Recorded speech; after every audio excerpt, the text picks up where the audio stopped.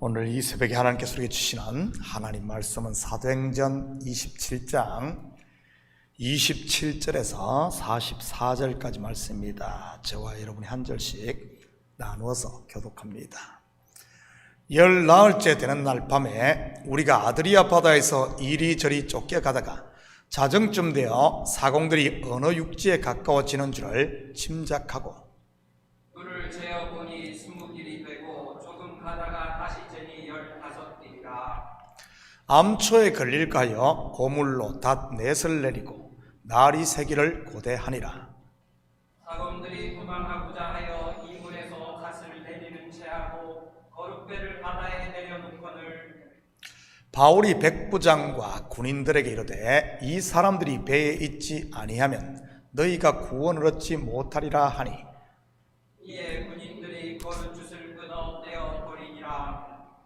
날이 새어가매 바울이 여러 사람에게 음식 먹기를 권하여 이르되 너희가 기다리고 기다리며 먹지 못하고 줄인 지가 오늘까지 열 나흘인즉 음식 먹기를 권하노니 이것이 너희의 구원을 위하는 것이요 너희 중 머리카락 하나도 잃을 자가 없으리라 하고 떡을 가져다가 모든 사람 앞에서 하나님께 축사하고 떼어 먹기를 시작하며 그들도 다 안심하고 받아 먹으니 배에 있는 우리의 수는 전부 276명이더라.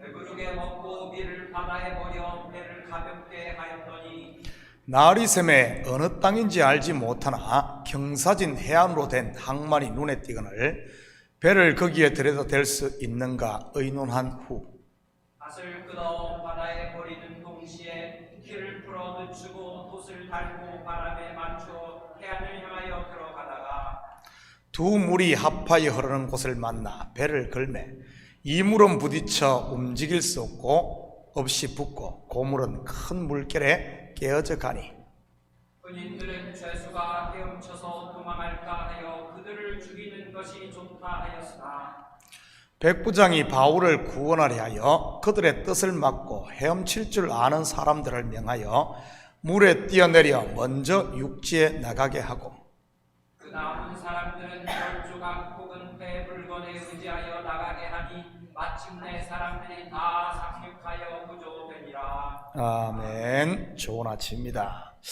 우리는 지난 새벽에 유라굴로라는 광풍을 만난 인간 군상들의 모습을 살펴보았습니다. 살겠다고 줄을 가지고 선체를 둘러감고 짐을 바다에 버리고 심지어 배의 기구까지 자기 손으로 버렸습니다. 그런다고 되던가요? 그렇다면 우리에게 있는 유라굴로는 무엇이겠습니까? 교회 생활 가운데 있는 시험이요, 인생길 가운데 있는 고난이나 환난 아니겠습니까? 이리 뛰고 저리 뛴다고 되겠습니까? 이 사람 만나고 저 사람 찾아간다고 될까요? 오히려 낭패와 실망만 더할 뿐인 것입니다. 그런 광풍 가운데 하나님의 사람 바울은 어떻게 하던가요? 하나님의 뜻에 귀를 기울입니다. 그리고 밤에 하나님의 음성을 듣고는 방황하며 낙심한 그들에게 소망의 길을 제시해 주고요. 이제는 안심하라. 너희 중 아무도 생명에는 아무런 손상이 없겠고 오직 배뿐이리라.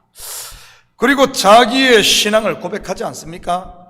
나는 내게 말씀하신 그대로 되리라고 하나님을 믿노라. 여러분 가운데 광풍 가운데 있는 분이 있습니까? 이제는 그만 사람 쫓아다니시고 컴다운하고 기도의 골방에 들어갈 수 있기를 축복합니다. 그게 살 길이지. 영적으로 보면 유라굴로라는 광풍은 내 밖에서 일어나는 것이 아니라 사실은 내 속에서 일어나고 있는 것입니다. 그러니 내가 예수를 제대로 만나면 모든 것이 잠잠해지게 되는 것이고요. 예수님의 제자들도 그러지 않았습니까? 풍랑을 만나 죽게 되었을 때 예수님이 배에 오르자 잠잠해진 것 말이지. 예수님을 마음의 중심에 영접했다는 그런 뜻이지. 야고보 사도의 조언을 들어볼까요? 야고보서 5장 13절에서 15절입니다. 너희 중에 고난당하는 자가 있느냐? 그는 기도할 것이요. 즐거워하는 자가 있느냐? 그는 찬송할지니라. 너희 중에 병든 자가 있느냐? 그는 교회의 장로들을 청할 것이요. 그들은 주의 이름으로 기름을 바르며 그를 위하여 기도할지니라. 믿음의 기도는 병든 자를 구원하리니 주께서 그를 일으키시리라. 혹시 죄를 범하였을지라도 사하심을 받으리라. 사람은 시험이나 고난을 당해보면 속에 무엇이 들어있는지 그 실체가 다 드러납니다. 믿음이 있는 사람은 정금처럼 빛나게 되고, 믿음으로 포장된 자기 신념이나 욕심이 있는 사람은 거짓이 드러나는 것이지요. 반짝인다고 다 금은 아니다라는 말처럼 말입니다. 광풍이 막바지에 이르자 인생들의 본색이 드러난데 크게 세 종류의 부림을 볼 수 있습니다. 같이 살펴보면서 지금 내 신앙의 모습은 어떤지 점검했으면 좋겠습니다. 먼저 27절, 28절입니다. 열 나흘째 되는 날 밤에 우리가 아드리아 바다에서 이리저리 쫓겨가다가 자정쯤 되어 사공들이 어느 육지에 가까워지는 줄을 짐작하고 물을 재어보니 서무 길이 되고 조금 가다가 다시 재니 15길이라. 열 나흘 만에 드디어 배가 육지에 가까웠음을 사공들이 먼저 감지를 합니다. 희미한 육지의 실루엣을 보았는지 아니면 불빛을 보았는지는 알 수 없지만 아무튼 사공들이 제일 먼저 감지를 합니다. 그리고 그들은 물의 깊이를 재어보므로 짐작이 아닌 확신을 하게 되고요. 30절입니다. 사공들이 도망하고자 하여 이물에서 닻을 내리는 채하며 그룻배를 바다에 내려놓거늘. 여러분, 사공이 무엇을 하는 사람들입니까? 이 배에서 일하는 사람들로서 배의 책임을 져야 하는 사람들입니다. 그런데 이들이 지금 어떻게 합니까? 백기를 아는 자기들의 지식과 지위를 이용해 자기들만 살겠다고 도망을 가려고 합니다. 이런 사람들을 일컬어 무엇이라고 하죠? 이기주의자 또는 무책임한 사람이라고 하는 것입니다. 사실 이들이야말로 끝까지 배를 지키고 배에 탄 사람들을 보호해야 하는 사람들인데 말이지. 교회는 한 배를 탄 공동체인 것입니다. 평소 때는 한 가족 같은데 막상 시험과 환란이 불면 어떻습니까? 알곡과 쭉정이, 진짜 믿음과 가짜 믿음, 초보적 신앙과 성숙한 신앙, 충신과 간신, 한마디로 모든 것이 다 드러나는 것입니다. 혹시 이 사공들의 모습이 내 속에는 없습니까? 나만 살겠다고 도망가거나 아니면 몸을 사리려고 하는 모습 말이지. 여러분, 신앙은 언제 성숙하는 줄 아십니까? 함께 땀을 흘리고 함께 싸우고 그리고 함께 짐을 나누어질 때 성숙하는 것입니다. 이런 공동체가 건강한 공동체인 것이고요. 저는 올 한 해 교회적으로 여러 가지 어려움을 겪으며 힘든 부분도 있었지만 참으로 감사한 것이 더 많은 한 해였습니다. 먼저는 교회 공동체의 결속력과 우리 가정의 결속력이 어려움을 겪기 전보다 몇 배나 강해졌음을 알았기 때문입니다. 이게 공동체구나, 이게 가족이구나를 새롭게 느꼈던 한 해이지요. 내 속에 사공의 모습이 보인다면 과감히 십자가 앞에 내려놓을 수 있기를 축복합니다. 영적으로 보면 이러한 사공은 뽑아버려야 할 사단이 뿌린 가라지니까요. 과연 이들의 계획이 성공할까요? 31절, 32절입니다. 바울이 백부장과 군인들에게 이르되 이 사람들이 배에 있지 않으면 너희가 구원을 얻지 못하리라 하니 이에 군인들이 그룻절을 끊어 떼어버리리라. 바로 바울에게 발견되어 실패로 돌아갑니다.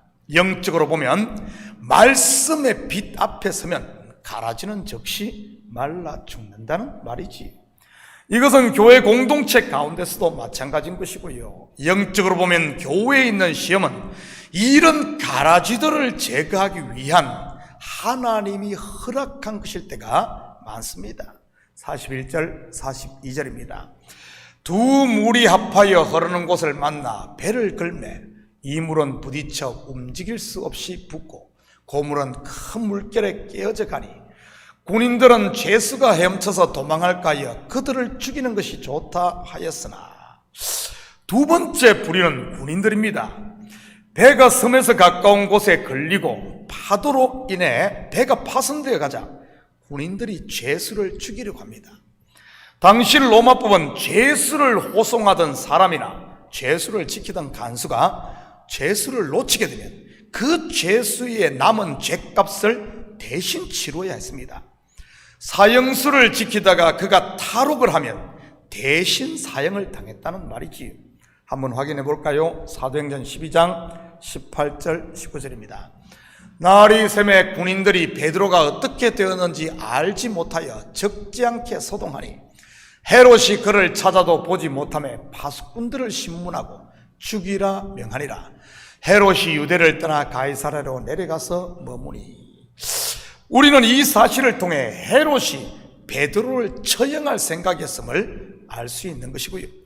그리고 빌립보 감옥을 지키던 간수가 왜 지진으로 인해 감옥문이 열리자 자결을 하려고 했겠습니까? 죄수들이 다 도망간 줄 알고 그 죄수들의 모든 죄값을 자기가 치러야 하기에 살 소망이 없었기 때문이었던 것 아니겠습니까? 죄수들을 죽이려고 했던 군인들, 결국 자기가 살겠다고 죄수들을 죽이려고 했던 것입니다. 이러한 군인들의 모습, 교회 공동체 가운데는 어떤 모습으로 나타나겠습니까? 바로 형제를 정죄하는 모습으로 나타나게 되는 것입니다. 내 의의를 드러내기 위해 다른 사람의 죄를 드러내는 것 말이지요. 다르게 말하면 내 죄를 감추기 위해 다른 사람을 벌거벗기는 것을 말한다고도 할 수 있는 것이고요. 이런 군인들의 계획 과연 성공했을까요? 43절입니다. 백부장이 바울을 구원하려 하여 그들의 뜻을 막고 헤엄칠 줄 아는 사람들을 명하여 물에 뛰어내려 먼저 육지에 나가게 하고, 아닙니다. 자기들의 상관인 백부장에 의해 무산되고 맙니다. 이것은 교회 공동체 가운데서도 마찬가지인 것이고요. 신앙의 초보에 있는 사람들에게는 그것이 통할지 몰라도 영의 눈이 열린 백부장, 성숙한 사람에게는 다 드러나고 어림도 없는 것이지. 그리고 세 번째 부류는 바로 백부장이나 바울과 같은 사람입니다. 다 같이 함께 사는 길을 찾는 사람들 말이지요. 먼저 우리는 백부장의 행동을 통해 무엇을 알 수 있습니까? 그가 바울을 신뢰하고 있음을 알 수 있습니다. 그가 유라굴로라는 광풍을 만나기 전에는 어땠습니까? 바울의 말에 전혀 귀를 기울이지 않았습니다.